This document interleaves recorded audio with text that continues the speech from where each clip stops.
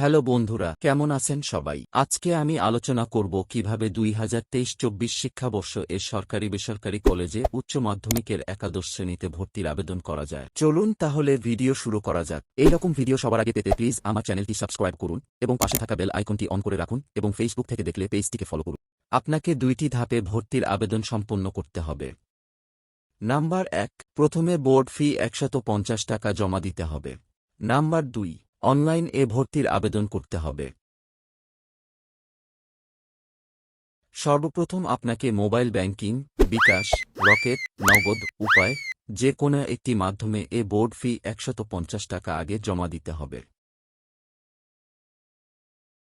প্রথম ধাপের কাজ যদি আপনি ইতিমধ্যেই সম্পূর্ণ করে থাকেন, মানে বোর্ড ফি 150 টাকা জমা দিয়ে থাকেন, তাহলে দ্বিতীয় ধাপে স্ক্রিনে দেখানো ওয়েবসাইটে প্রবেশ করে অ্যাপ্লাই নাও বাটনে ক্লিক করুন।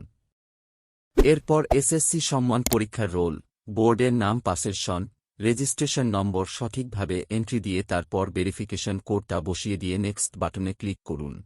আবেদনকারীর দেয়া তথ্য সঠিক হলে তিনি তার ব্যক্তিগত তথ্য দেখতে পাবেন, এসএসসি সম্মান পরীক্ষায় প্রাপ্ত জিপিএ দেখতে পাবেন। এরপর কন্ট্রাক্ট নাম্বার মানে ফি প্রদানের সময় দেয়া মোবাইল নাম্বার দিতে হবে। এরপর প্রযোজ্য ক্ষেত্রে কোটা সিলেক্ট করে দিয়ে নেক্সট বাটনে ক্লিক করেন।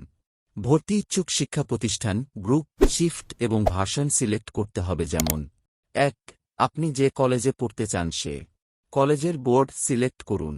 2, জেলা বাছাই করুন। 3, থানা বাছাই করুন। 4, এবার আপনার পছন্দের কলেজটি বাছাই করুন। 5, শিফট চয়েস করুন। 6, বাংলা বা ইংরেজি ভার্সন বাছাই করুন। 7, যে গ্রুপে পড়তে চান। 8, যদি আপনার কোনো কোটা থাকে, মুক্তিযোদ্ধা, শিক্ষা, প্রবাসী যদি থাকে তা সিলেক্ট করুন। 9, গর্ভনীন বড়ি কোটা যদি থাকে তা সিলেক্ট করুন। এবার এড দিস কলেজ বাটনে ক্লিক করে কলেজটি পছন্দ তালিকায় যুক্ত করুন। আপনি 3টি গ্রুপে ব্যবসায়, মানবিক, বিজ্ঞান একটি কলেজকে 3বার যুক্ত করতে পারবেন। এইভাবে শিক্ষার্থী সর্বোচ্চ 10টি এবং সর্বনিম্ন 5টি কলেজ যুক্ত করুন। আপনার পছন্দের কলেজ যুক্ত করা হলে প্রিভিউ অ্যাপ্লিকেশন বাটনে ক্লিক করুন। এবার আবেদনকৃত কলেজসমূহের তথ্য ও পছন্দক্রম দেখে সাবমিট অ্যাপ্লিকেশন বাটনে ক্লিক করুন। আবেদনটি সঠিকভাবে সাবমিট হলে আবেদনকারীর কন্ট্রাক্ট নাম্বার এর মোবাইলে একটি নিশ্চিত এসএমএস পাবে, যাতে একটি সিকিউরিটি কোড থাকবে।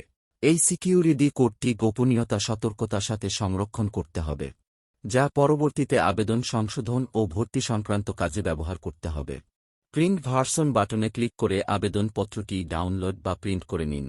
তারপর যদি আপনাদের বুঝতে সমস্যা হয় অবশ্যই কমেন্ট বক্সে জানাবেন। ধন্যবাদ।